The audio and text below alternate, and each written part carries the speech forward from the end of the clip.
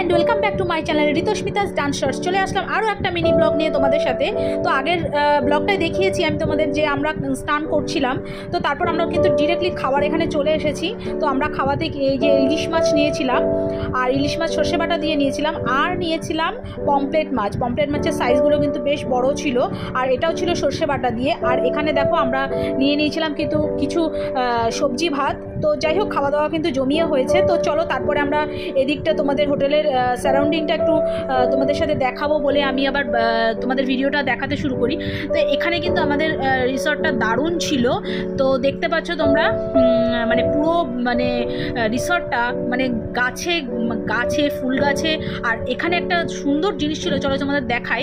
এখানে কিন্তু একটা দেখো আম গাছ ছিল, যেখানে আমগুলো পুরো সব ঝুলে ঝুলে রয়েছিল, এত সুন্দর লাগছিল। তো তোমরা কিন্তু আসতেই পারো পুরবী বিচ রিসর্টে। তো কেমন লাগলো তোমাদের জানিও ভিডিওটা আমাকে। তো এখনকার মতন টাটা।